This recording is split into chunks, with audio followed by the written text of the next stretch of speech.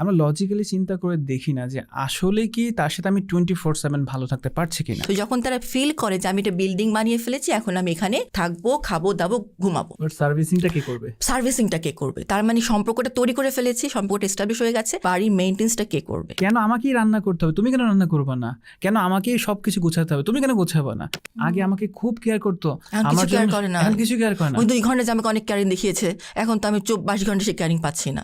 মানে এটা কি সম্ভব 22 ঘন্টা কেয়ার করা? তাহলে কি আপু মানে প্রেম করার সময় 2 ঘন্টা কেয়ার দেখাবে না? আপনি কি এমনটা বলতে চাচ্ছেন? আমার সাথে ড্রাই এডিক্টেড, সো আমার মনে হয় যে ওকে একটা ভালো মেয়ে দেখে বিয়ে দিয়ে দিই, তাহলে ওটার প্রবলেম সব সেটেল হয়ে যাবে। প্রবলেম যে কতটা বাড়বে তারা তো আফটার ম্যারেজ বুঝবে সেটা। হ্যাঁ আপু, ফেব্রুয়ারি মাস আসলে আমি অনেক কনফিউজ থাকি যে আজকে আসলে কোন ডে যাচ্ছে। আমার জেনারেশনে আমি যখন ছিলাম তখন ভাবতাম যে শুধুমাত্র পয়লা ফাল্গুন আর হচ্ছে ভ্যালেন্টাইন্স ডে আর হচ্ছে 21শে ফেব্রুয়ারি আন্তর্জাতিক মাতৃভাষা দিবস। কিন্তু এখন এত এত ডেজ আছে, কনফিউজ থাকতে হয়। আপনিও ডেফিনেটলি হয়তো এরকম কনফিউজ ফিল করবেন। সো আমি একটা ছোট প্রশ্ন করতে চাই আপনার কাছে, সেটা হলো যে এই ডেজগুলো নিয়ে আপনার কি এরকম কোনো কনফিউশন হয়েছে কি না? না, খুব ভালো একটা প্রিয় কথা বলেছেন আকাশ ভাই।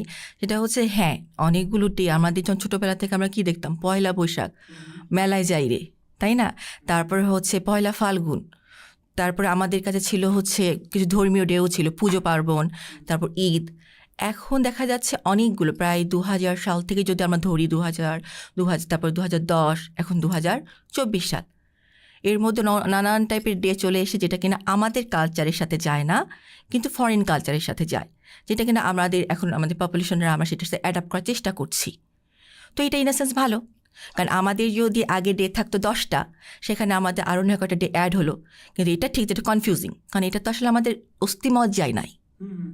অস্থিমজ্জা নিয়ে আমরা কনফিউজ যে কোন দিন ভ্যালেন্টাইন্স ডের মধ্যে 7 দিনের একটা নাটকীয় একটা ডেও, চকলেট ডে, রোজ ডে এপিসোডও আছে। তারপরে প্যারেন্টস ডে মধ্যে ফাদার্স ডে, মাদার্স ডে। তো এই ডেগুলো ভালো ইন আ সেন্স যে হ্যাঁ, এইসব ডেগুলোর মধ্যে আমরা একটা উপলক্ষ খুঁজে পাই, যে কাছের মানুষটাকে, সেটা হতে পারে সে আমার সামান স্পেশাল, হতে পারে আমার মা, হতে পারে আমার ভাই, তাকে আমি ভ্যালেন্টাইন্স ডে একটা উপলক্ষ হিসেবে তাকে উইশ করছি, একটা কোয়ালিটি টাইম পার করছি। আচ্ছা, ইন আ সেন্স সেক্ষেত্রে অবশ্যই এটা ভালো যে আমাদের 10টার জায়গায় আরও 2-3 অ্যাড হলো। ওকে, এখন আপু যেটা হয় অ্যাকচুয়ালি আমরা যখন দেখি যে একটা সম্পর্ক যখন শুরু হয় প্রেম দিয়ে, সেটা স্টুডেন্ট লাইফে হতে পারে, ইয়াং পিরিয়ডে হতে পারে, অ্যান্ড এই সম্পর্কটাকে দুটো পার্সনই কিন্তু চেষ্টা করে আমরা স্টাবলিশ করবো, আমরা সাকসেসফুলি এটাকে রান করব, মানে আমরা বিয়ে করব। এবং তারা বিয়ে করার জন্য অনেক স্ট্রাগল করে, আমরা দেখি স্ট্রাগল করার পর বিয়েটাও হয় সাকসেসফুলি, কিন্তু 3 থেকে 4 মাস পর তাদের মধ্যে একটা কনফ্লিক্ট দেখা দেয় এবং এমন একটা পর্যায়ে চলে যায় যে তারা দুজনই সিদ্ধান্ত নেয় উই শুড সেপারেট, মানে আমরা ডিভোর্সের দিকে যাব। প্রশ্নটা হলো এই সুন্দর সম্পর্কটা কী কারণে আসলে রান করতে পারলো না স্মুথলি, অ্যান্ড কী কারণে আলটিমেটলি ডিভোর্সের দিকে যাচ্ছে। বাট আমার কিন্তু এরকম মেসেজ না যে ডিভোর্স যাওয়াটা খারাপ বা ভালো, divorce could be a solution, but কেন আসলে এমনটা হচ্ছে, এত সুন্দর সুন্দর সম্পর্কগুলো ভেঙে যাচ্ছে? না, এই ব্যাপারটা কীরকম, যখন কেউ রিলেশনশিপে থাকছে তার মানে সে আমার খুব ভালো একজন, সে আমার সোলমেট। এটাও কিন্তু সবাই বলে যে ও আমার সোলমেট, ও আমাকে এতটা বোঝে, সম্ভব না অন্যকে এতটা বোঝার। তার মানে আমার ভালো থাকার জন্য আমার সেই পার্সনকেই দরকার। ইমোশনাল অ্যাটাচমেন্ট একটা নিজেদের মধ্যে একটা বাধ্যবাধকতা তৈরি করে ফেলে যে না, আমি ভালো থাকতে চাইলে আমার ওকেই দরকার। কারণটা কি? আমরা অপরকে ভালোবাসি কারণ কি? কারণ সেই মানুষটা আমার সাথে থাকলে আমি ভালো থাকি, আই ফিল বেটার। সো আমার ভালো থাকার জন্য এই মানুষটাকেই দরকার। বাট এখানে কিন্তু একটা জিনিস আমরা মিস করে যাই, আমার কাছে মনে হয় প্রায় ক্ষেত্রে আমরা লজিক্যালি চিন্তা করে দেখি না যে আসলে কি তার সাথে আমি 24/7 ভালো থাকতে পারছি কিনা। সেটাই, এটা পসিবল হয় না আসলে। যখন মানে ডেটে যাচ্ছে কেউ, তো কতক্ষণ থাকছে, ডেট কতক্ষণ, খুব বড় জোর 2 থেকে 3 ঘন্টা ধরলাম, খুব বড় জোর 4 ঘন্টা, তাও কিন্তু উইকলি প্রতিদিন নয়। হ্যাঁ, উইকলি যদি প্রতিদিনও ধরি আমি, এভারেজ 2 আওয়ার্স, 2 আওয়ার্সের মধ্যে 2 পার্টনারে কি কাজ থাকে, আমার ভালোটা এক্সপ্রেস করব, আমি আমার সর্বোচ্চ ভালোটা, তোমার জন্য আমি জান, তোমার জন্য আমার প্রাণ, তুমি আমার সব। এন্ড পারফিউমটা সবচেয়ে বেস্ট কোয়ালিটি। হ্যাঁ, কোনটা পারফিউম পছন্দ সেই পারফিউমটাই ইউজ করে, যেন আমাকে সে অ্যাট্রাক্ট করে, সে যেন আমার প্রতি অ্যাট্রাক্টেড ফিল করে। সো এই টাইপের অ্যাটিটিউডগুলো করছি এবং ভালো ভালো কথাগুলোই বলছি, যেটা সে শুনতে চায় সেটাই শোনাচ্ছি, একেবারে অপোজিট পার্টনার তাই করছে। বাট যখন তারা এরকম ডিসিশন নিল, আমার সোলমেট, তার মানে সে আমাকে খুব ভালো জানে, সে আমার ইচ অ্যান্ড এভরিথিং জানে, সে আমাকে অনেক ভালোভাবে অ্যাকসেপ্ট করছে, এই একটা এক্সপেকটেশন নিয়ে, তার মানে এই আমাকে সবচেয়ে ভালো হ্যাপি রাখবে। সো সে বিয়ে করছে, স্ট্রাগল করে বাবা মাকে মানিয়ে সব কিছু ছেড়ে ছেড়ে দিয়ে হলেও বিয়ে করছে। মানে পজিটিভলি বলে তারা কিন্তু স্ট্রাগলটা করছে, স্ট্রাগল করে তো তারপর তার বিয়েটা করছে। স্ট্রাগল করার পিছনে কারণটা ওটাই যে আমি ভালো থাকবো, তার কাছেই আমি ভালো থাকবো, ইমোশনালি অ্যাটাচ, সো আমি এখানেই ভালো থাকবো। বিয়ের পরে 24 আওয়ার্স, তার মানে 2 আওয়ার্সের সাথে 22 আওয়ার্স অ্যাড হলো। 22 আওয়ার্স কি সম্ভব? আপনার আমার পক্ষে কি সম্ভব হবে সবসময় আমার পার্টনারকে ভালোটা দেখাবো, আমি এরকম, আমি ওইরকম, তোমার জন্য আমি এটা করবো, তোমার জন্য আমি ওটা করবো? সম্ভব? একদমই না। একইভাবে অপোজিট পার্টনার তাই করছে। সো এর মধ্যে 22 আওয়ার্সের মধ্যে চলে আসছে নানান টাইপের ডিফারেন্সেস। এবং এই ডিফারেন্সগুলো শুধু ডিফারেন্সেস না, সাথে আবার রেসপন্সিবিলিটিও। হ্যাঁ, আমার মা বাবাকে তুমি এইভাবে রাখবে, আমার অমুককে তমুককে। তখন স্বাভাবিকভাবে পার্টনার তাই চাচ্ছে, তখন লেগে যাচ্ছে কনফ্লিক্ট। আচ্ছা, এখন আপু আমরা যদি এমনভাবে চিন্তা করি যে মানুষটার সাথে আমার ইমোশনাল কানেকশন খুব ভালো আছে, ওই মানুষটার সাথে কি আমি লজিক্যালি কানেক্টেড করতে পারি কিনা? মানে বিষয়টা এমন, আমি বলছি না যে সবার পক্ষে টিনেজ বয়সে সম্ভব, টিনেজ বয়সে পরে আস্তে আস্তে আমরা যখন ম্যাচিউরড হচ্ছি, আমরা কিন্তু চাইলে লজিক্যালি থিঙ্ক করতে পারি যে একটা মানুষ সে কখনো ফেরেশতাও হবে না, কখনো শয়তানও হবে না, সে একটা মানুষ এবং তার মধ্যে হিউম্যান কোয়ালিটিসগুলো থাকবে। একটা মানুষের 10টা দিকে আমার ভালো লাগছে, তার মানে এটাও মাথায় রাখার দরকার আছে তার 10টা জিনিস থাকতে পারে যেটা আমার ভালো নাও লাগতে পারে, এবং অ্যাডজাস্ট করার মতো আমার মধ্যে ক্যাপাবিলিটি আছে কিনা। যেমন দেখেন, একটা মানুষ হয়তো খুব পাঞ্চুয়াল, সে টাইমলি কাজ করতে পারে, বাট তার মধ্যে এরকম স্বভাব থাকতে পারে, লেটস সে হয়তো কোনো কাজের ক্ষেত্রে ভুলে যায় যে আমাকে এটা করতে হবে, বাট সে পাঞ্চুয়ালি পৌঁছাচ্ছে কিন্তু কাজটা গুছিয়ে করতে পারে না। কেউ হয়তো খুব সুন্দর করে গুছিয়ে কথা বলে, বাট তার কথার মধ্যে ইনফরমেশন থাকে না, বাট সুন্দর করে গুছিয়ে কথা বলতে পারে। এখন এই যে কোয়ালিটিসগুলো আছে, এগুলো কি আসলে পার্টনার কাপল সেটা নিতে পারছে কিনা, অ্যাডজাস্ট করতে পারছে কিনা? এবং আপনি যেটা বললেন রেসপন্সিবিলিটিস, আমি কাপল সেশনে সবচেয়ে বেশি যেটা দেখি, যখন তারা প্রেম করে বিয়ে করে আমার কাছে আসে বা করবে আসে, ভাইয়া ও তো আমাকে সুখে রাখবে, তো আপনি বলেন তো আমাকে সুখে রাখতে পারবে?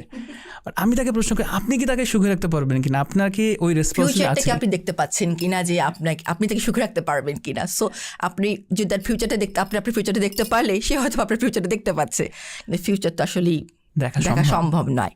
আর একটা কীরকম হয় যে আমাদের কাছে যখন মানে অনেকে আসে বিফোর ম্যারেজ, তাদের মধ্যে কনফ্লিক্ট পাচ্ছে বা রিসেন্ট তারা বিয়ে করেছে, তারপর ডিফিকাল্টিস হচ্ছে, তো তখন একটা আমার খুব স্বাভাবিকভাবে আমি একটা কথা থ্রো করি, যেমন অনেক স্ট্রাগল করে বিয়ে করেছি, এতটা এনার্জি বার্ন করে বিয়েটা করেছি, করার পর বিয়েটা হয়ে গেল, তারা ফিল করে একটা বিল্ডিং আমার তৈরি হয়ে গেছে। আচ্ছা, একটা বিল্ডিং হয়ে গেছে, বিল্ডিংটা হচ্ছে বিয়ে, এখন আমি খাবো দাবো আয়েশ করব। তখন কি হয়, তারা এই যে তাদের নতুন সম্পর্কটা, কারণ এখন কিন্তু তারা হাজব্যান্ড ওয়াইফ, এখন কিন্তু তারা সেই বয়ফ্রেন্ড গার্লফ্রেন্ড না, এখানে অনেক কিছু অ্যাড হয়ে গেছে। সো এখন তাদের বয়ফ্রেন্ড গার্লফ্রেন্ড রোলটা কিন্তু এখন পারসেস করছে না, তাদের হাজব্যান্ড ওয়াইফ, এখানে আরও অনেক কিছু অ্যাড হচ্ছে। তো যখন তারা ফিল করে যে আমি একটা বিল্ডিং বানিয়ে ফেলেছি, এখন আমি এখানে থাকবো, খাবো দাবো, ঘুমাবো, সার্ভিসিংটা কে করবে? তার মানে সম্পর্কটা তৈরি করে ফেলেছি, সম্পর্কটা এস্টাবলিশ হয়ে গেছে, আর এই বাড়ির মেইনটেন্সটা কে করবে? প্রত্যেকে একে অপরের প্রতি এক্সপেক্ট থাকে যে তুমি এটা করো, তুমি কেন এটা করলা না, তুমি এটা করার কথা ছিল, তুমি কেন করলা না। তার মানে হচ্ছে যে টাইলস বাড়ির যেমন মেনটেন্স না করলে টাইলস ক্ষয়ে পড়ে, ফিটিংস নষ্ট হয়ে যায়, একইভাবে বিয়ের যে ইমারতটা তারা ফিল করছে সেটাও কিন্তু ভেঙে যাচ্ছে। এবং এই কমপ্লেনটাতে কিন্তু প্রায় সময় শুনি যে সব কাজ কি আমাকেই করতে হবে। হ্যাঁ, আমি কেন সব কাজ করবো, ও কি করতে আছে, কিছু করে না। আরেকটা কমপ্লেন থাকে, কেন আমাকেই রান্না করতে হবে, তুমি কেন রান্না করবে না, কেন আমাকেই সব কিছু গোছাতে হবে, তুমি কেন গোছাবে না। এই যে কমপ্লেনগুলো, এই কমপ্লেনগুলোকে আমরা যদি ডিফারেন্ট ওয়েতে অ্যাপ্রোচ করতে পারি, হয়তো পার্টনার আন্ডারস্ট্যান্ডেবল হলে কিন্তু প্রবলেম সলভ হয়ে যায়। এবং এরকম প্রবলেম কিন্তু আমরা কম বেশি একটা জায়গায় খেয়াল করি, সেটা হলো যে ও আগে এমনটা ছিল, এখন আর নেই। আগে আমাকে খুব কেয়ার করতো, আমার কেয়ার করে না, এখন কিছু কেয়ার করে না। ওই 2 ঘন্টা যে আমাকে অনেক কেয়ারিং দেখিয়েছে, এখন তো আমি 22 ঘন্টা সে কেয়ারিং পাচ্ছি না। মানে এটা কি সম্ভব 22 ঘন্টা কেয়ার করা? তাহলে কি আপু মানে প্রেম করার সময় 2 ঘন্টা কেয়ার দেখাবে না? আপনি কি এমনটা বলতে চাচ্ছেন? না, অবশ্যই 2 ঘন্টা কেয়ার দেখাবে, কিন্তু সাথে সাথে সে আসলে এক্সাক্ট সে কী, কারণ আমরা প্রত্যেকটা মানুষ কিন্তু নিজেদেরকে ভালো চিনি। আমি তাকে 2 ঘন্টা কেয়ার দেখাচ্ছি, কিন্তু আমি জানি আমার অ্যাঙ্গার ইস্যু আছে, আমি জানি আমার ফ্যামিলির প্রতি অনেক বেশি রেসপন্সিবিলিটি আছে। এক্সপ্লেন করো, ব্যাখ্যা করো যে আমার এটা আছে, তুমি আমার সাথে এখন আছো, ওকে ঠিক আছে, বাট আমার সাথে যখন তুমি ওয়াইফ হিসেবে থাকবে বা হাজব্যান্ড হিসেবে থাকবে, আমার কিন্তু এগুলো তোমাকে বেয়ার করতে হবে, এগুলো আমার প্রাইম প্রায়োরিটি। সো যখন একজনের সাথে তারা বিয়েতে যাচ্ছে, তখন তাই দুজনই ক্লারিফাই থাকা দরকার যে আমার প্রাইম প্রায়োরিটি এগুলো, হ্যাঁ আরও অনেক প্রায়োরিটি আছে, বাট ওগুলো আমার নেগোশিয়েবল, ম্যানেজেবল, আমি এটা ম্যানেজ করতে পারবো। বাট এই 4টা বা 3টা প্রাইম প্রায়োরিটি থেকে আমি কিন্তু ম্যানেজ করতে পারবো না। সো তুমি কি 4টা প্রাইম প্রায়োরিটিতে আমার সাথে যাবে? যদি তুমি যাও দেন এভরিথিং ইজ ওকে। একেবারে অপোজিট পার্টনারের কাছ তাই জানা। সো প্রাইম প্রায়োরিটির মধ্যে আমার ফ্যামিলিকে টেক কেয়ার করতে হবে, আমাকে রেসপেক্ট করতে হবে, আমার প্রতি কেয়ারিং থাকতে হবে, আমার প্রতি ট্রাস্ট অর্ডি থাকতে হবে, প্রাইম প্রায়োরিটি। এর বাইরে যদি তুমি অন্য কোনো আমার আরও থাকতে পারে যে হ্যাঁ সবসময় তুমি আমাকে নিয়ে ভাববা, সবসময় তুমি আমি যেমনটা করে শাড়ি পরতে বলবো, যেমনটা করে পাঞ্জাবি পরতে বলবো তুমি তেমনটা করে পরবা। হয়তো এগুলো আমার প্রায়োরিটি, এগুলো আমার ডিমান্ড, বাট এটা প্রাইম প্রায়োরিটি না। সো এগুলোর ক্ষেত্রে যদি 19-20 হয় আই ক্যান ম্যানেজ। বাট এই যে 4টা কম্পোনেন্ট বললাম এগুলো আমার কাছে ইনটলারেবল। সো তুমি যদি এগুলো আমার সাথে মনে করো যে তুমি এর সাথে স্যুট করছো, দেন কাম উইথ মি। ওকে, আপনি এটা খুব সুন্দর কথা বলেন যে অ্যাঙ্গার ইস্যুস থাকতে পারে। অনেক ক্ষেত্রে গার্ডিয়ানরা বলে যে আমার ছেলে রাগ বেশি, বিয়ে দিলে সব ঠিক হয়ে যাবে। ও বাবা, বিয়ে দিয়ে সবই ঠিক হয়ে যায়, অ্যাডিকশনও ঠিক হয়ে যায়, জানেন না? হ্যাঁ, এটা অনেক সময় বলে যে আমার ছেলে ড্রাগ অ্যাডিক্টেড, সো আমার মনে হয় যে ওকে একটা ভালো মেয়ে দেখে বিয়ে দিয়ে দিই, তাহলে ওটার প্রবলেম সলভ সব হয়ে সেটেল যাবে। হয়ে যাবে। প্রবলেম যে কতটা বাড়বে তারা তো আফটার ম্যারেজ বুঝবে সেটা। হ্যাঁ, এখন আপু তাহলে বিষয়ে যেটা আপনি বলছিলেন যে একটা রেসপন্সিবিলিটিস দরকার আছে, এখন প্রশ্ন হলো যে যখন একটা কাপল আমাদের কাছে আসে, আপনি একটা কেস আমার সাথে একটু আগে শেয়ার করছিলেন যে একটা কাপলকে দেখে আপনি কিছু জাজ করার চেষ্টা করেন যে অ্যাজ এ থেরাপিস্ট, যেমন ক্লিনিক্যাল কিছু জাজমেন্ট থাকে যে তারা আসলে কোথায় আছে। সো আপনার যদি ওই কেসটা আমার সাথে একটু শেয়ার করতেন। ও যেটা বলছিলাম, এটা একটা মানে শেয়ারিংটা হচ্ছে একটা অ্যানালজি দিয়ে শেয়ারিং করি। দেখা যায় যে অনেক সময় যেখানে আমরা কথা শেষ করেছিলাম যে বিল্ডিং মনে করছি, সো প্রথমত তারা যদি বিল্ডিং মনে করে আসে তাদেরকে বোঝানো যেটা আসলে বিল্ডিং না, এটা একটা ছোট্ট চারা গাছ আপনার বিয়ের পর রোপণ করছেন। এই চারা গাছটা রোপণ করছেন, এই চারা গাছটা নারিশমেন্ট করার দায়িত্ব দুইজনেরই। ও কেন করলো না, আমি কেন করলাম, আমি সব কিছু করছি তা না, দুইজন মিলে চারা গাছটাকে পানি দিব, সার দিব, গাছটাকে ফুলেভাবে বড় করব। তবে কিন্তু সেই গাছ আমার ম্যারেজটা ম্যারিটাল লাইফটা অনেক বেশি ফ্রুটফুল হবে। কিন্তু আমাদের কাছে কখন আসছে যখন আনফ্রুটফুল হচ্ছে, যখন এটা ফ্রুটফুল হচ্ছে না, প্রবলেম পড়ছে, তখন আসছে। তখন তাদেরকে আসলে অনেক সময় আমি যেটা বলে এটা অ্যানালজি দেই যে আমাদের বিয়ে মানে কি, বিয়ে মানে হচ্ছে এখানে আমরা একটা নৌকায় দুজন সাহরি বা দুজন মাঝি, যে দুজনের মাঝি টার্গেট হচ্ছে আমরা লাইফ লং দুজন দুজনের সাথে থাকবো, দুজনের সঙ্গ দিব, দুজন দুজনের পাশে থাকবো। তার মানে দুজন মাঝি একটা নৌকো চালাচ্ছে, টার্গেট হচ্ছে নৌকোর মানে নদীর ওপারে যাওয়া, যত দ্রুত যত ভালোভাবে যাওয়া যায়।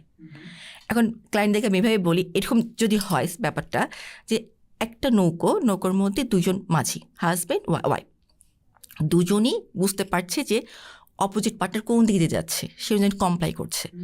সো সেই যদি ডানে চায়, ডান দিকে হাল হাল মানে বৈঠা বায়, অপোজিট পার্টনার ঠিক তাকে সাপোর্ট করার জন্য ওই দিকে বৈঠা বাচ্ছে। তো তাদের নৌকাটা খুব স্মুথলি, খুব সুন্দরভাবে, অনেক লাভেবল একটা এনভায়রনমেন্ট নিয়ে কিন্তু নদী পার হবে। সিনারিও 1। সিনারিও 2, যদি এমনটা হয় দুইজন পার্টনার আছে, নৌকা চেষ্টা করছে বা নৌকা বেয়ে তারা চেষ্টা করছে অপর পাশে যাওয়ার, কিন্তু একজন ডান দিকে নৌকা মানে ডান দিকে সে বইটা বাজছে, অপোজিট পার্টনার বাম দিকে। তাহলে কি হবে, নৌকাটা একটা জায়গায় স্থির হয়ে বসে থাকবে, কারণ নৌকা তো ডানে আমার যেতে পারছে না। সিনারিও 2। এবার হচ্ছে থার্ড সিনারিও, নৌকাটা দুজনই চেষ্টা শুরু করেছে একসাথে নৌকা মানে বইটা বেয়ে নৌকা পার হবে, কিন্তু দেখা গেল কিছু দূর যাওয়ার পরে শুধুমাত্র একজন পার্টনারই এফোর্ট দিচ্ছে, চেষ্টা করছে, মানে হালটা ধরে খুব চেষ্টা করে খুব ভাবে চেষ্টা করছে যে নৌকা বেয়ে সে ওই পারে যাবে, কিন্তু পার্টনার কোনো রকমে এফোর্ট দিচ্ছে না, বইটাতে ধরে বসে আছে। ওকে, তাহলে এটা কী হবে, দেখা যাবে যে মাঝি বা যে পার্টনার নৌকাটা মানে বেয়ে নিয়ে যাওয়ার চেষ্টা করছে, সে কিছুদিন যাওয়ার পরে সে অনেক এফোর্ট দিবে, কারণ সে ভাবছে যে আমি যদি এফোর্ট দিই তবেই হয়তো বা আমার বিয়েটা বা আমার ম্যারেজটা সাস্টেনেবল হবে। কিন্তু সে বুঝতে পারছে না সে এতটা মানুষ, এবং একটা সময় সে অনেক ফ্রাস্ট্রেটেড টায়ার্ড হয়ে যাবে যে আমি পারছি না। আউটবাস্ট হতে পারে, অ্যাঙ্গার আউটবাস্ট হতে পারে, আরও আদার্স নানান রকম ইস্যুস তৈরি হতে পারে, এক্সট্রা বিভিন্ন ইস্যুস তৈরি হতে পারে, সো ডিফারেন্ট টাইপ ইস্যুস তৈরি হতে পারে। সিনারিও 4, সেটা কি, একজন নৌকা বাইরে নিয়ে যাওয়ার চেষ্টা করছে, আরেকজন অপোজিট পার্টনার নৌকার মধ্যে ফুটো করছে। আচ্ছা, তো নৌকাটা কই যাবে, তলিয়ে যাবে, দুইজনে তলিয়ে যাবে।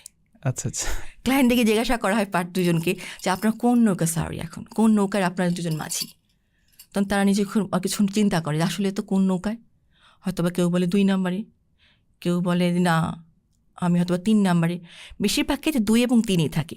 কারণ 4 নাম্বার নৌকর যদি হয় দেখা যায় তারা হয় ডিভোর্স প্রসিংয়ে যাচ্ছে, একজন পার্টনার আমাদের কাছে আসে, অপরজন আসেই না, কারণ সে তো আসলে বিয়েটা সাস্টেন করার জন্য কোনো এফোর্ট দিচ্ছেই না, বরং অপোজিটভাবে সেটাকে ডিস্ট্রয় করছে। 4 নাম্বার নৌকর ব্যাপারটা যেটা। সো আমাদের কাছে বেসিক্যালি আসে কারা, 2 এবং 3। মাঝে মাঝে 4 আপু আসে এবং তারা বলে যে আমার খুব কষ্ট লাগছে, আমি পারছি না, কারণ সে কোনোভাবে আসলে বিয়েটা টিকে রাখতে চাচ্ছে না। মানে সেক্ষেত্রে একজনই বেশিরভাগ ক্ষেত্রে আসে, কাপল হিসেবে আসে না। যখন এমনটা হয় যে একজনই যখন আসে, তখন কিন্তু তাকে আমাদের ব্যাপারটাকে তার ইম্প্যাথি করে তাকে বুঝতে হয় যে কেন তাকে ডিল করাটা ইম্পর্টেন্ট। কারণ সে তো অলরেডি সে তো এফোর্ট দিয়েছে, বাট সে পারেনি, কারণ পার্টনারের কাছ থেকে তো সে এফোর্ট পায়নি, বরং নেগেটিভ ভাইব পেয়েছে। সেই ক্ষেত্রে ডিভোর্স তাদের জন্য অনেকটাই, একজনকে সেভ করার জন্য হলে তাদের ডিভোর্সটা এসেনশিয়াল হয়ে যায়। আপু কাপল সেশন আমি 4টা জিনিস খুব বেশি দেখি। সেটা হলো যে আমি দেখি বলতে আসলে গভর্নমেন্ট অ্যাপ্রোচ থেকে আমি আসলে এই জিনিসটাকে অ্যাপ্লাই করার চেষ্টা করেছি। একটা কাপল আমার কাছে আসলো এবং সেই কাপলটার মধ্যে সেটা প্রেম করে বিয়ে করেছে না সেটেলমেন্ট সেটা ইস্যু না, বাট ওই কাপল অবস্থায় তারা দুজনকে রেসপেক্ট করছে কিনা। অ্যান্ড রেসপেক্ট বলতে আমি জিনিসটাকে এমনভাবে দেখাচ্ছি যে নট লাইক যে প্রতিদিন সকলকে সালাম দিতে হবে বা মানে দেখলেই মাথায় ঘোমটা দিতে হবে। রেসপেক্ট মিন হচ্ছে তার কথাগুলোকে আমি শুনছি কিনা এবং তাকে আমি ওই রকমের একটা এনভায়রনমেন্ট ক্রিয়েট করছি যে না তুমি যেটা বলছো আমি তোমার সাথে আছি, শুনছি। ডিসএগ্রিমেন্ট হতে পারে, disagreement is a common thing. মানুষের সাথে প্রত্যেকের সোলমেট বলতে আসলে কিছু নেই, ডিসএগ্রিমেন্ট হবেই। ফ্রেম অফ রেফারেন্স থেকে কিন্তু আমরা বুঝতেই পারি যে সোলমেট বলে কিছু নেই, এক্স্যাক্টলি ডিসএগ্রিমেন্ট হবেই। এই রেসপেক্ট যদি না থাকে এবং কোনো কাপল রিলেশনশিপে যদি দেখি যে খুব বেশি ডিসরেসপেক্ট চলে আসছে, then it's a first red flag যে এই রিলেশনশিপটা প্রবাবলি একটা এমন একটা ফেজ আছে যে কোনো সময় এটা যে কোনো কিছু সময় হতে পারে, মানে ডিভোর্স বলছি না, একটা সেপারেশন হতে পারে বা একটা নেগেটিভ ইনসিডেন্ট ঘটতেই পারে। নাম্বার 2 হচ্ছে কন্টেম্পট, মানে খুব বেশি মানে অবহেলা করা। তুমি এটা পারবা, তোমাদের জীবনও সম্ভব না। আমার একজনকে পুরোটাই তার সেলফ এস্টিমের 12টা বাজিয়ে দিচ্ছে, মানে তুমি এটা পারবা, তোর জীবনও সম্ভব না, তোমার বাবা মা এইটাই তো করবে। মানে একে তো রেসপেক্ট ডাউন করছে, অ্যাট দ্য সেম টাইম তার সেলফ স্টিম পুরো 12টা বাজায় দিচ্ছে। এবং অনেক সময় পার্টনার কিন্তু একইভাবে অ্যাগ্রেসিভনেস তৈরি হচ্ছে। এটা একটু পরে ফেজে করে, মানে কাপলদের ক্ষেত্রে যেটা দেখি এটা কনসিকোয়েন্সটা এইভাবে আসে। প্রথমে একজন পার্টনার ডিসরেসপেক্ট করছে, সেও মাঝে মাঝে ডিসরেসপেক্ট করার চেষ্টা করে, ও আমাকে অপমান করছে আমি কেন করবো না, নিউটনের থার্ড ল আছে না, আমরা ওইদিকে চলে যাচ্ছি। তারপর যেটা হয় যে তোমাদের এই কাজ সম্ভব না, তোমার যোগ্যতা আছে, তুমি কি করছো, আমি তো দেখছি তো সারা জীবন, তুমি তো কিছু করতে পারো নি। তার মানে তাদের দুজনের মধ্যে কিন্তু ওই মানে অবজ্ঞা করা বা ডাউন করা একটা টেন্ডেন্সি গ্রো করছে। থার্ড ফেজে যায় দুজনকে ডিফেন্স করে, মানে আপনি যেটা বলেন negative reciprocity, exactly the point. এরকম যে আমি ডিফেন্স করছি, আমার এটা ভালো না, তোমার তো এটা ভালো না, তুমিও তো খারাপ, মানে দুজন থেকে দূরে যাওয়ার চেষ্টা করে। একটা পর্যায়ে গিয়ে একটা ওয়াল ক্রিয়েট হয়, যে ওয়ালটা অ্যাকচুয়ালি আমরা সাইকোলজিস্টরা হয়তো দেখতে পাই যে না তার দুজনের মধ্যে কথা হচ্ছে না। যদি এমনটা হয় তারা আসলে কথাই বলছে না, জাস্ট হয়তো প্রয়োজন হলে কথা বলছে। এবং কাপল সেশনে যে যেতে হবে, অনেকে বলে যে কাপল সেশনে যে লাভটা কি, প্রবলেম ওর, আমার তো কোনো প্রবলেম নাই। ওয়াইফ বলে আমার হাজব্যান্ডের প্রবলেম, আমার তো কোনো প্রবলেম নেই, আমি কেন আসবো? বাট আমি তখন তাকে বলি মনে করেন আপনার বেবি নিবেন, বেবি কনসিভ করবেন, ভালো কথা, গাইনোকোলজিস্ট ডক্টর বললেন যে আপনার হাজব্যান্ডকে নিয়ে আসেন এবং আপনার হাজব্যান্ড আসেন। আপনার হাজব্যান্ড তো বেবি কনসেপ্ট করছে না, তাহলে কি কারণে আসছে? সো এই মেটাফোরটা দেওয়ার পর ওয়াইফ বুঝে যে না হাজব্যান্ডকে আনতে হবে, এটা ইম্পর্টেন্ট। এই ইম্পর্টেন্সটা আমরা অনেক সময় খেয়াল করি না। সো এই 4টা মানে রেড ফ্ল্যাগ যখন আমি আসলে দেখি, আমি তাদেরকে আগে সাইকো এডুকেশন বলেন অথবা একটা ইনসাইট ডেভেলপমেন্টের জন্য কথা বলি যে আপনি এত কষ্ট করে রিলেশনশিপটা বিল্ড আপ করলেন, এত কষ্ট করে বিয়ে করলেন, বড় একটা প্রোগ্রাম করলেন, কেন এখন সম্পর্ক ভালো রাখার জন্য এই ফোর্টটা দিচ্ছেন না? মানে ওই মানুষটাকে আপনার কম্প্যাশনেট হওয়ার দরকার নেই, অ্যাটলিস্ট এমপ্যাথেটিক হন, যে বুঝতে পারেন যে তার পেইনটা হচ্ছে।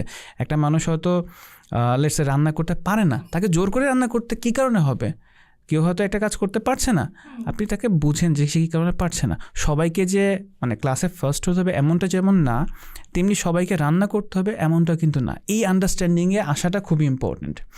এবং আমি আপনার কাছে একটা ছোট্ট মানে ঘটনা শুনতে চাই, সেটা হলো এরকম যে আপনি যখন আসলে কাপল রিলেশনশিপে দেখেন, আপনার কাছে কি মনে হয় যে ডিভোর্স রেটটা প্রতিদিন, মানে আমি একটা 2023 সালের রিপোর্ট দেখছিলাম যে প্রতি 40 মিনিটে একটা করে ডিভোর্স হচ্ছে ঢাকা শহরে, এবং শুধুমাত্র শুধু ঢাকা শহরের কথা বলছে। এখন এই ডিভোর্সগুলোর মধ্যে আমি স্ট্যাটিস্টিক দেখে বলছি তা না, আমার কাছে মনে হয় এই একটার মধ্যে মানে প্রতি 40 মিনিট যেহেতু একটা করে হচ্ছে, আমার মনে হয় প্রতি 1 ঘন্টায় 2টাই হচ্ছে লাভ ম্যারেজ থেকে হচ্ছে, আমার অ্যাজাম্পশন। কারণ হলো এখানে এক্সপেকটেশন খুব হিউজ থাকে। আমি অনেক এক্সপেক্ট করি যে আমার বয়ফ্রেন্ড যখন ছিল ও তো অনেক সুপারম্যান ছিল, কিন্তু বয়স যখন 40 হয়ে গেছে এখন তো আর সুপারম্যান নাই, সে তখন টায়ার্ড হয়ে গেছে, সে প্র্যাকটিক্যালি আর্ন করতে যায় খুবই টায়ার্ড, বা তার হয়তো কোনো সমস্যা আছে প্রফেশনাল লাইফে, সব মিলে আসলে ফল করছে, অ্যান্ড ওই এক্সপেকটেশনটা আসলে ফিল আপ করতে পারছে না। আপনার কাছে কি এমনটা মনে হয়? না, এটা তো আসলে বিয়েটা লাভ ম্যারেজ নাকি অ্যারেঞ্জ ম্যারেজ এটা ম্যাটার করে না। কারণ হচ্ছে যে লাভ ম্যারেজ করে বিয়ে করছে, সে যখন বিয়ের পরে যখন সে যাচ্ছে, হ্যাঁ তার লাভটা, হ্যাঁ কিছুটা আমি চিনি, ওই 2 আওয়ার্স চিনি, ঠিক আছে, বাট বাকি সময়টাতে চিনছি না। তার মানে এখানে কিন্তু আমার অ্যারেঞ্জ ম্যারেজের মতনই হাজব্যান্ড এবং ওয়াইফ। সো এখানে ম্যাটার করছে মানে অ্যারেঞ্জ আর লাভ, এটা কোনো ম্যাটার করছে না। ম্যাটার করছে আফটার ম্যারেজ আমরা আমাদের বিয়েটাকে কিভাবে টেক কেয়ার করছি, আমাদের ভিতরে যে এক্সপেকটেশনগুলো কতটুকুন ফলস, কতটুকুন রিয়েলিস্টিক, এটাকে ডিফারেন্সিয়েট করতে পারছি কি না। আপনি বললেন না যে যখন প্রেম যখন করছে তখন তো সে সুপারম্যান ছিল, সে আফটার 40 সে কেন ডাউনম্যান হয়ে গেল, তাই না? তার মানে হচ্ছে আফটার 40 যদি আমি সুপারম্যান এক্সপেক্ট করি, তার মানে এটা আমার ফলস এক্সপেকটেশন। বা ওয়াইফকে যদি মনে করি যে যখন আমি তাকে বিয়ে করেছি অফসরা ছিল, তাকে দেখলে আর চোখ ফেরানো যেত না, এখন তার চেহারা এত কেন, মেদ বেড়ে গেছে, গায়ে মুখের মধ্যে ম্যাস্তা পড়েছে, এটা কোন ওয়াইফ? সে তো আমার আগের মতন অফসরাটা নেই, তার বইয়ের প্রতি আমি অ্যাট্রাক্ট ফিল করছি না। তাহলে এটা কিন্তু ফলস একটা এক্সপেকটেশন হবে না। আপনি যেমন বয়স হয়েছে হাজব্যান্ডের, ওয়াইফের তেমন বয়স হচ্ছে, সো এটা টাইপের তাদের বিভিন্ন রকম লিমিটেশন তৈরি হবে। শুধু লিমিটেশন না, বয়স যত যায় সব বিয়ের পরবর্তীতে নানান টাইপের রেসপন্সিবিলিটি, নানান টাইপের ইনভলভমেন্ট কিন্তু শুরু হয়। সেই ইনভলভমেন্টগুলো তাকে সময় দিতে হবে। এখন যদি হাজব্যান্ড বলে বা ওয়াইফ বলে তুমি তো আমার সময় দিচ্ছ না, তাহলে আর্ন করবে কে? দুজনেই হয়তো আর্ন করছে, সময়টা তাদের এখান থেকে বের করতে হচ্ছে। এটা যদি তাদের ফার্স্ট এক্সপ্রেশন থাকে, তখন তো তাদের ভিতর নানান টাইপের ডিফারেন্সেসগুলো আরও বড় আকারে দেখা যাচ্ছে। হয়তো বা ডিফারেন্সেস এরকম শুরু হয়েছে, বা যখন ফার্স্ট এক্সপেকটেশন নিয়ে সেই ডিফারেন্সটাকে চোখে দেখি, আমি কিন্তু ওটাকে ম্যাগনিফাইং করছি, তার মানে ও আর আমার সেই নেই।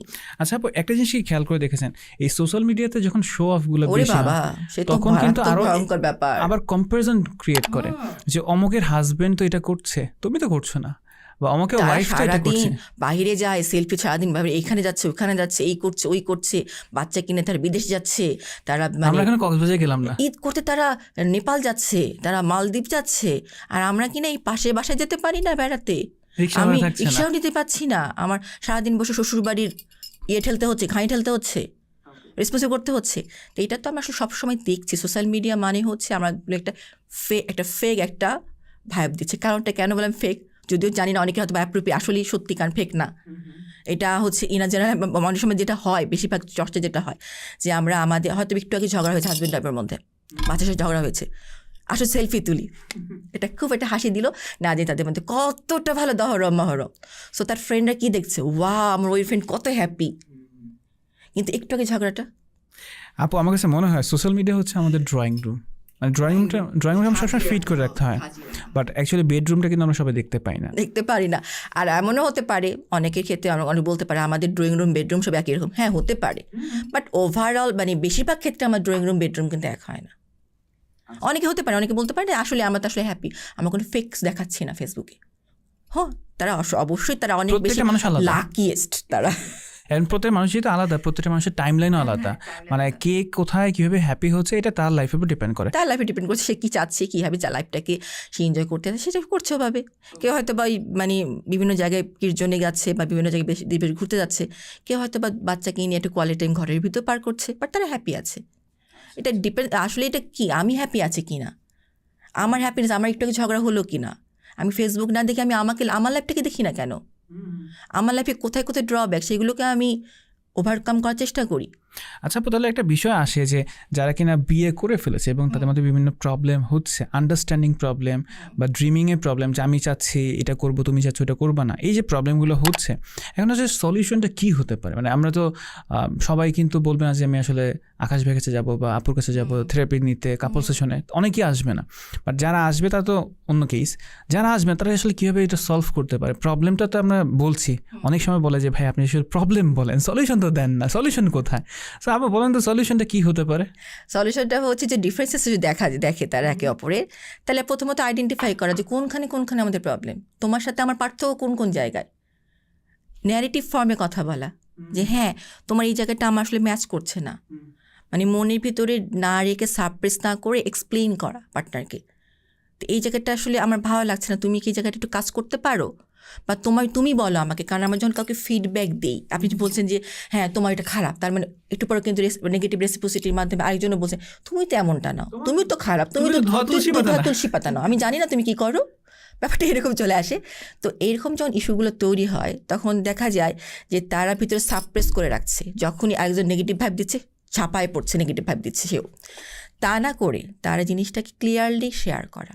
আচ্ছা, তার মানে প্রথম পয়েন্ট আপনি বলছেন শেয়ার করা, যখন সাফারটা নিজে একা না করে, তাই বলে দুজন মিলে সাফার করার কথা বলছি না, সাফারটা দুজনই হয়তো বা করছে দুজনের মতন করে, কিন্তু সাফারটা না করে তারা নিজেরা আলোচনা করুক যে আসলে প্রবলেমটা আমাদের কোন ইস্যুতে, how to manage it, how to কোপ, যদি ম্যানেজেবল হয় তাহলে কোপ ইট, যদি ম্যানেজেবল হয় ম্যানেজ ইট, ডিল ইট। কারণ আমি অনেক সময় ক্লায়েন্টদেরকে যখন কাজ করি তখন কিন্তু বলি যে আমাদের একটা টার্ম ছিল না, ফ্রেম অফ রেফারেন্স, কাউন্সিলিংয়ে পড়েছিলাম আমার মানে 4th ইয়ারে কি 3rd ইয়ারে মেবি, তো ওই 3rd ইয়ারে পড়া আমি এই জিনিসটা খুব সুন্দর করে বলি যে আসলে মানে প্রফেশনাল থাকলে না অনেক কিছু প্র্যাকটিক্যালি পড়াগুলোকে লার্ন করা যায়, চোখের সামনে দেখা যায়। ফ্রেম অফ রেফারেন্সে কী ছিল, যখন দুটো মানুষ একসাথে থাকছে, দুটো মানুষের কিন্তু দুটো frame of reference. And frame of reference জিনিসটা কি, আমরা জন্মালাম বাবা মার জেনম নিয়ে, চেহারা শুধু নিয়ে জন্মাইনি, বা আমার বৈশিষ্ট্য নিয়েও জন্মিয়েছি, হ্যাঁ বৈশিষ্ট্য নিয়ে জন্মিয়েছি। তারপরে হচ্ছে এরপরে আস্তে আস্তে আমরা যেটা বলি কগনিটিভ সিবিটি বা সিবিটির ভাষা যেটা বলি যে জেনম সাথে কি কগনিটিভ একটা স্ট্রাকচার, তো এই স্ট্রাকচারটাকে আমরা বলতে পারি একটা স্কেলিটন। সো স্ট্রাকচারটা আর জেনমটা নিয়ে জন্মালাম, এরপরে স্ট্রাকচারের মধ্যে মাংসপিণ্ড, রক্ত, যা লাগছে কিভাবে, নানান টাইপের এক্সপেরিয়েন্স দিয়ে, ছোটোবেলার চাইল্ডহুড এক্সপেরিয়েন্স, তার বাবা মাকে সে কীভাবে দেখেছে, নিজে কীভাবে তার স্কুলিং হয়েছে, বাবা মা তাকে কীভাবে ডিল করেছে, সো এগুলো দেখে কিন্তু একটা মানুষ শেখে নানান টাইপের রিলেশনশিপের ডেফিনেশন। বাবা মাকে অনেক হেল্প করবে, অথবা বাবা মানে হচ্ছে প্রতিদিন বাবা মাকে মারবে, মায়ের কথা শুনবেই না, পাত্তাই দিবে না। আবার অনেক সময় দেখছি ভাই মানে এইরকম, বোন মানে এইরকম।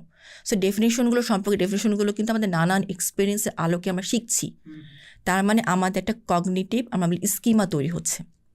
ওকে, স্কিমা তৈরি যেটার আলোকে কিন্তু আমরা কী করছি, আমাদের জাজমেন্ট হচ্ছে, আমাদের মেমোরি বায়াস হচ্ছে। তো এই যে প্রত্যেকটা মানুষের এই যে গণ্ডিটা মানে তার জেনম, তারপরে তার কগনিটিভ স্কিমা, তার জাজমেন্ট, তার হচ্ছে মেমোরি, এগুলো প্রত্যেকটা মানুষের আলাদা। যখন দুটো মানুষ বিয়ে করছে বা সম্পর্কে আছে, তখন যদি মনে করি আমরা যে ও আর আমি সেম, তাহলে আমরা কত বড় ভুল এখানে শুরুতেই করলাম, বড় একটা ভুল করে ফেললাম। তাহলে কি করবো, ভুল তো করে ফেলেছি, বিয়ে তো করে ফেলেছি, এখন কি করার আছে, এখন দিকে ওর সময় কিছুই মেলে না, এখন আমি ডিভোর্সে চলে যাই, খুব শর্ট ফর্মে আমি ডিভোর্সে চলে যাই, আমি আমার মতো লাইফ লিড করবো, ওর মতো লাইফ লিড করুক, কিন্তু কতগুলো নেগেটিভ কত কিছু থাকবে এরপরে।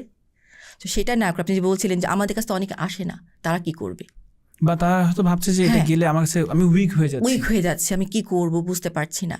তাহলে সেখানে তাদেরকে প্রথমত অ্যাকসেপ্ট করা যে আমার frame of reference or frame of reference আলাদা। সো ও আমার মতন হবে, সোলমেট হবে, এটা আনরিয়েলিস্টিক, মানে কমপ্লিট আনরিয়েলিস্টিক ডিমান্ড। সো আমরা কি করতে পারি, যখন আমরা বিয়ে করে ফেলেছি, থাকতে তো হবে একসাথে, মিলাতে তো হবে নিজেদেরকে, তখন তারা যেটা করতে পারে, একে অপরের কাছে এক ধাপ মানে হাজব্যান্ড ওয়াইফের দিকে এক ধাপ বাড়ালো, একইভাবে ওয়াইফও হাজব্যান্ডের দিকে এক ধাপ বাড়ানোর মানে কি, বাড়ানোর মানে হচ্ছে তোমার ওয়ার্ল্ডটা কীরকম আমি একটু বোঝার চেষ্টা করি, এক্সপ্লোর করি, হওয়ার চেষ্টা করি, তোমার ফ্রেম অফ রেফারেন্স কী আছে, কখনই একটা মানুষের ফ্রেম অফ রেফারেন্স একটা মানুষ কখনোই বুঝতে পারে না, আমরাও বুঝতে পারি না কিছু বলার পরেও, মানে 20টা সেশনের পরে অনেক সময় বোঝা জানতে যায় হয় না, আরো এক্সপ্লোর করা অনেক বাকি অনেক আছে। থাকে। আর সেখানে তো যখন হাজব্যান্ড অনেক ইস্যুস থাকে যেটা হিডেন, কিন্তু যে ইস্যুসগুলো আমাদের ডিফিকাল্টিস তৈরি করছে সেই ইস্যুসগুলো হাজব্যান্ডের ইস্যুসটা বুঝতে গেলে হাজব্যান্ডের পার্সপেক্টিভ থেকে বোঝা, ওয়াইফের পার্সপেক্টিভ বোঝা, বুঝে একে অপরের কাছে আসা। তার মানে আমি জানি আমার হাজব্যান্ড কখনোই এই ব্যাপারটাকে মানবে না, তার মানে তার পার্সপেক্টিভ থেকে আমি বুঝেছি যে এটা মানবে না। সো এটা আমি যদি আমার একটা কমন ফ্রেমওয়ার্ক তৈরি করতে চাই তাহলে এটা আমার অ্যাকসেপ্ট করতে হবে। একইভাবে হাজব্যান্ডও বুঝতে পারছে যে ওয়াইফটা এটা এমনটাই করবে, তার পার্সপেক্টিভ থেকে বুঝলাম, বুঝে তারটাকে আমি অ্যাকসেপ্ট করলাম। তার মানে এই যে অ্যাকসেপ্ট করা, তার মানে দুজনের দিকে এগিয়ে আসার মাধ্যমে একটা নতুন ফ্রেম অফ রেফারেন্স তৈরি, সেটা যতই আমাদের মানে ছোট হোক, যেটা হচ্ছে কাপল ফ্রেম অফ রেফারেন্স। যে আমরা দুজনই জানি আমরা কিসে কিসে ভালো থাকি, কিসে কিসে ডিফিকাল্টিস, কিসে কিসে প্রবলেম মানে এক্সপ্লোর করেছি, এবং একে অপরকে ম্যাচ করে তার যেটা প্রবলেম সেটা করছি না। সো রেসপেক্টটা চলে আসছে, কেয়ারিংটাও চলে আসছে, লয়ালিটি চলে আসছে। সো এই যে জায়গাটুকুন মাঝখানে তৈরি হচ্ছে নতুন করে, নতুন একটা ফ্রেম অফ রেফারেন্স, যেটা হচ্ছে কাপল ফ্রেম অফ রেফারেন্স, যেটা কি না এক্সটেন্ডেড ফ্যামিলি কেউ বুঝবে না, শুধুমাত্র দুটো ব্যক্তিই বুঝবে। তো এটা যত বেশি সময় যাবে, যত তাদের চেষ্টাটা প্রচেষ্টা চলবে, তত বেশি তাদের সম্পর্কটা অনেক স্ট্রং হবে। তারা এটা করে দেখতে পারে। আপু আমি আরেকটা জিনিস অ্যাড করতে চাই একটু পেছন থেকে, সেটা হলো মোস্ট অফ দ্য কাপল, আমার কাছে মনে হয় বা বিভিন্ন স্টাডিজেও দেখা গিয়েছে যে লাভ, রোমান্টিক লাইফ, এইটার নলেজটা গ্যাদার করে ফিল্ম দেখে। আমি 90s থেকে ফিল্ম না, গল্পের বই, এক্স্যাক্টলি গল্পের বই, আমাদের উপন্যাসগুলো, এইগুলো দেখে দেখে। এবং আমার কাছে যেটা দেখা যায় যে মোস্ট অফ দ্য টাইম দেখা যায় যে বিয়ে করা অবধি আসলে দ্য এন্ড হয়েছে। সিনেমাগুলো, গল্পের বইতেও এরকম অনেক সময় দেখা যায় অনেক কষ্ট করে রাজা রানী বিয়ে করেছে, হ্যাপিলি এন্ড, বাট রিয়েল লাইফে অ্যাকচুয়াল প্রবলেমগুলো শুরু হয় সেখান থেকে। এবং হানিমুন ফেজটা প্রথম 1 বছরই থাকে, যেখানে শেষ হয় গল্পের, যেখানে শেষ হয় সিনেমার, লাইফ শুরু হয় সেখান থেকে। এখন আমি আপনার সেই একটা মেটাফোর এক্সাম্পল থেকে একটা কনক্লুশন দিতে পারি, সেটা হলো এরকম, আপনি বললেন না যে একটা প্রেম করে বিয়ে করা বা ভালোবাসা, যেখানে ভালো সুন্দর একটা বাসা, এই বাসায় হাজব্যান্ড ওয়াইফ চাইলে একটা বাল্ব লাগাতে পারে, বাল্ব সমস্যা হলে ধরেন পানি পাইপের সমস্যা, একটা কল চেঞ্জ সর্বোচ্চ করতে পারে। কিন্তু ধরেন এমন একটা প্রবলেম হলো, ইলেকট্রিক ওয়্যারে কিছু একটা প্রবলেম হয়েছে, এখন এটা কি আসলে হাজব্যান্ড ও ওয়াইফের পক্ষে সম্ভব সব সময় এই ইলেকট্রিক ওয়্যারটা চেঞ্জ যদি করা? হাজব্যান্ডের মধ্যে কেউ একজন এক্সপার্ট হয় তাহলে সম্ভব, বাট যদি এক্সপার্ট কেউ না হয়, ইলেকট্রিশিয়ান যদি কেউ না হয়, তখন আমাকে ইলেকট্রিশিয়ান কল করতে হবে। সেটাই। সো আমার মেসেজটা সবার জন্য, যারা কাপল স্পেশালি, আপনারা দুজন ট্রাই করেন যে আমরা নিজেদেরকে ইনসাইট ডেভেলপ করি, ভালো হয়, তাতে তাদের ইনভলভমেন্টটাও বাড়ে। আমরা যেটা সেশনে বলি যে আপনারা একে অপরের সাথে ইমোশনাল এক্সচেঞ্জটা করেন, বিহেভিয়ারাল এক্সচেঞ্জ করেন, নেগেটিভ রেসিপ্রোসিটি কমিয়ে দেন। যদি আমি এগুলোকে মানে একটু সহজ ভাষায় বলি যে ইমোশনাল এক্সচেঞ্জটা বাড়িয়ে দেন, যে হ্যাঁ আমার পার্টনার কোন ব্যাপারটাতে ইমোশনাল টাচ ফিল করছে সেটা আমি করি, অপরজন তাই করছে। বিহেভিয়ারাল এক্সচেঞ্জ, যে আমি একটা কোনো কাজে যদি আমার হাজব্যান্ডকে হেল্প করি বা ওয়াইফকে হেল্প করি, ওয়াইফ হয়তো বা খুব সুদিং ফিল করবে, রিল্যাক্স ফিল করবে, সে হয়তো বা একটু পরে ঘুমোতে পারবে। আমি বাচ্চাটা হচ্ছে মানে কান্না করছে, আমি ওকে একটু ঘুম পাড়িয়ে দিলাম, তো এতক্ষণ হয়তো বললাম তুমি কিছুক্ষণ ঘুমাও। Behavioural exchange. বা মানে হাজব্যান্ড কোনো একটা ফাইল নিয়ে কাজ করছে, ওয়াইফ বলছে দাও ফাইলগুলো আমি একটু গুছিয়ে দিই, তোমার কাজটা করতে হেল্প হবে।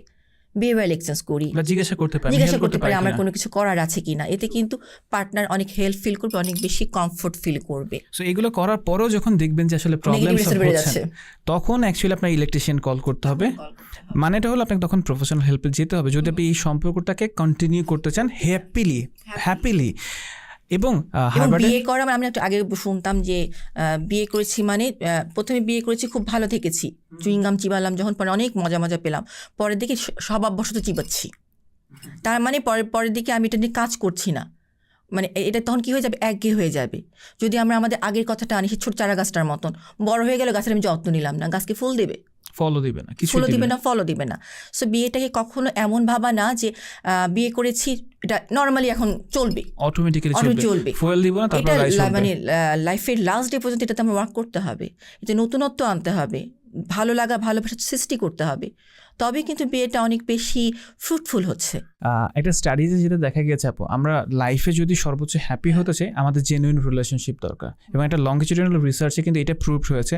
আমি লাইফে ক্যারিয়ারে কী করছি, আমি এটা করছি সেটা করছি সব কিছু, আমার অনেক গেজেট আছে, বাট আলটিমেট হ্যাপিনেস কিন্তু আছে রিয়েল রিলেশনশিপে, জেনুইন রিলেশনশিপে। সো মূল মেসেজটা হলো যে রিলেশনশিপ ভালো রাখার জন্য আমরা আসলে কোথাও নলেজ গ্যাদার করছি না, আমরা কোথাও যাচ্ছি না, এমনি ঠিক হয়ে যাবে। ও রাগ করছে, মানে ও রাগ করছে 2 দিন কথা বলবো না, 3 দিনেও এমনি ঠিক হয়ে যাবে, বাট আসলে এমনি ঠিক হয় না। এমনি ঠিক হয় না, বরং একটু একটু করে আমাদের দুজনের মধ্যে ওই দেয়ালটা তৈরি হচ্ছে, দেয়ালের ইট কিন্তু আমরা একটা একটা করে দিচ্ছি, এবং একটা সময় আমরা বুঝতেই পারবো না সে কোথায় আর আমি কোথায়, হারিয়ে যেতে হবে। সম্পর্কটা তখন ভাঙ্গন ছাড়া কিছুই থাকে না। আর যদি নাও ভাঙে তাহলে থেকে যায় চুইংগাম চিবানোর মতন, যে সম্পর্কে কোনো নতুনত্ব নাই, জাস্ট অস্বভাববশত আমরা কন্টিনিউ করছি, সেটা তো হ্যাবিট হয়ে গেছে। বাট হ্যাবিটটার মধ্যে কোনো সুখ নাই। হতে পারে অনেক টাকা পয়সা আছে, অনেক এটা করছি ওটা করছি, কিন্তু ম্যারিটাল লাইফের সুখটা কিন্তু পাচ্ছি না। পার্টনারের কাছে সেই টাইপের কমফোর্ট জোন পাচ্ছি না, রেসপেক্ট নাই, লয়ালিটি নাই, জাস্ট নাম, হ্যাঁ বিয়ে করেছি, আমার হাজব্যান্ড আমার ওয়াইফ, শোয়ের মধ্যে ছবি তুলছি, বিভিন্ন জায়গায় পার্টিতে যাচ্ছি, আমরা তো ঠিক আছি, কিন্তু ভিতরে যে আমাদের এই মানে মানে টানাপোড়েন চলছে, এবং আমাদের ঘুণে ধরে শেষ করে ফেলেছে, ভাইটা শুধু খোলস, ভিতরে কিছুই নাই, তা আমরা দুজন ছাড়া কিছুই বুঝছি না। তাহলে কি আদৌ কি আমরা হ্যাপিলি চলছি? আমাদের বোঝাটা খুব ইম্পর্টেন্ট। সেই সম্পর্কটার জন্যও কিন্তু কাজ করা দরকার। যদি ওনারা কাজ করতে পারে, ইলেকট্রিশিয়ানের কাজে এনার্জি দিলেন, করতে পারে তো ভেরি গুড। যদি না করতে পারে প্লিজ তার প্রফেশনাল হেল্পটা তারা সিক করুক। কারণ কতক্ষণ চালা যায় এইভাবে ঘুণে ধরে শুধু বাইরে খোলসটা নিয়ে? হ্যাঁ, হতে পারে আমাদের মধ্যে এমন কিছু ডিভোর্স বা এরকম কোনো কিছু ইস্যু তোলার সাহসই পাচ্ছি না, আছি তো ভালোই, একটা মোটামুটি একটা লাইফ স্টাইল লিড করছি, ডিভোর্স মানে এত কিছু ঝামেলা নিতে হবে, তাক চলুক না, জিনিসটাকে সুন্দর মতন চালাতে হবে। সেই সুন্দর মতো চালাতে হলে তারা যেখানে যেই কাজগুলো করার দরকার ম্যারিটাল লাইফ নিয়ে, সেই কাজগুলো তাদের করতে হবে। দুজনের এফোর্টটা খুবই ইম্পর্টেন্ট। Thank you. সেটাই।